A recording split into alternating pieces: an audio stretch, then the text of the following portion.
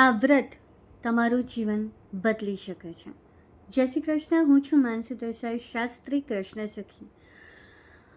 હું જે વ્રતની વાત કરવા જઈ રહી છું એનું પરિણામ મેં પોતે મારા જીવનમાં અનુભવ્યું છે, એટલે જ તમને કહેવા જઈ રહી છું. એનું સાક્ષાત તમને હું ઉદાહરણ આપી રહી છું, મારા જીવનની ઘટના પણ કહીશ.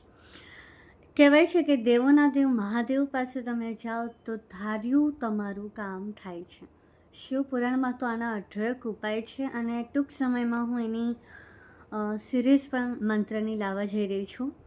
તમે લોકો એને ચોક્કસથી સપોર્ટ કરજો. હવે મેઇન વાત છે કે મહાદેવના અઢળક વ્રત છે, અઢળક ઉપાય છે, પણ આપણે એક સામાન્ય માણસ છે, આપણી પાસે એટલો ટાઈમ નથી અને આપણી પાસે તકલીફોની કોઈ કમી નથી. તો તમે દરેક તકલીફ માટે મહાદેવના દરેક ઉપાય તો ના કરી શકો. એટલા માટે જ આ વ્રતનું શોધખોળ જે છે મારા માતારામ શ્રીમતી ગાયત્રીબેન શાસ્ત્રી, ડાકોરવાળા કથાકાર છે, એમણે શોધ્યો હતો મારા માટે. અને એક માના માટે હંમેશા પોતાના સંતાનની તકલીફ બહુ મોટી હોય છે. મારા માટે મહાદેવે 2 વાર મારા માટે કામ કર્યું છે. એક તો અત્યારે હું બતાવીશ, બીજું હું જ્યારે જેનો મહાદેવ મને સંકેત આપશે ત્યારે હું કહીશ. તમારા જીવનમાં કોઈ પણ અચૂક આર્થિક પાસું તો આમાં હું મેઇન રાખું છું, પણ તમારી એવી ઈચ્છા જે ખરેખર તમારા જીવનને બદલી શકે છે, તમારા દિનચર્યા નહીં, હું તમારી જીવનની વાત કરું છું. તમારું જીવન ફર્સ્ટથી અર્શ પર લઈ જવાની તાકાત આ વ્રત રાખે છે. શરત આમાં છે. શરત બહુ જ મોટી વસ્તુ છે. તમે આને અમલમાં ના મૂકો તો વ્રત કરવાનો કોઈ જ મતલબ રહેશે નહીં. શરતો ઘણી બધી છે, પણ તમે કરી ગયા તો તમારું જીવન પાર થઈ જશે. તો સૌથી પહેલાં શરત છે આસ્થાની, વિશ્વાસની. તમે જે વ્રત કરવા જશો એમાં તમારો વિશ્વાસ ડગવો જોઈએ નહીં. તમે ક્વેશ્ચન કરો ને, પ્રશ્ન, એટલે ભગવાન પછી એનો જવાબ આપી બી શકે અથવા તો ભગવાન એનો જવાબ ના પણ આપે. જેમ કે મેં આ વ્રત કર્યું તો સફળ થશે કે નહીં, તમે આ પ્રશ્ન તમારા મનમાં, મસ્તિષ્કમાં આવશે કે તમારા મગજમાં આવશે તો પછી ભૂલી જવાનું. બિલકુલ બ્લાઇન્ડ ટ્રસ્ટ તમે માણસ પણ ના કરી શકો, પણ ઈશ્વર પર તો કરવાનો જ છે. બીજું, આ તો દેવોનો દેવ છે, મહાદેવ છે, તો એમના પર બિલકુલ બ્લાઇન્ડથી પણ બ્લાઇન્ડ ટ્રસ્ટ કરો. જાણે ઝેર પી લીધું આપણા માટે, એ તમારું કામ કેમ નહીં કરે. બીજી જે શરત છે, હું તમને વ્રતની આખી ડિટેલ આપ્યા પછી જણાવીશ. આ વ્રતનું નામ છે પશુપતિ વ્રત. તમે લોકોએ, ઘણા લોકોએ સાંભળ્યું હશે. આનો ઉલ્લેખ શિવપુરાણમાં પણ છે, આનો ઉલ્લેખ દેવી ભાગવતમાં પણ છે. પશુપતિ વ્રત જે છે એ તમે એકદમ પરફેક્ટ મન સાથે, કર્મ સાથે, વચન સાથે કરશો તો હું ગેરંટી આપું છું કે તમારું ધાર્યું કામ થશે, થશે ને થશે. મારી ગેરંટી છે. પણ મારી ગેરંટી મારા કામ પૂરતી છે. તમે મારી વાત પ્રમાણે નહીં કરો તો મારી ગેરંટી તમારા સાથે વેલિડ નહીં થઈ શકે.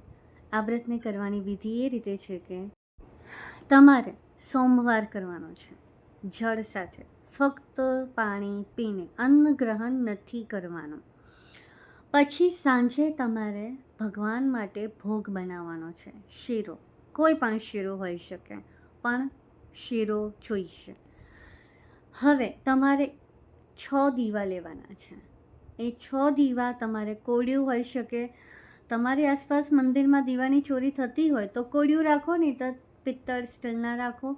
બીજું, તમારી પાસે સમય હોય કે દીવો રામ થઈ જાય પછી તમે નીકળી શકો, ત્યાં સુધી તમે મંદિરમાં બેસી શકો, તો તમે આ દીવા લઈ શકો. બાકી તમે કોળિયું લો અને 6 દીવા અને આ શીરો એક પાત્રમાં લઈને જવાનું છે. અને પછી સાંજના સમયે આ તમારે મંદિરમાં જવાનું છે અને ભગવાનને તમારે અર્પણ કરવાના છે.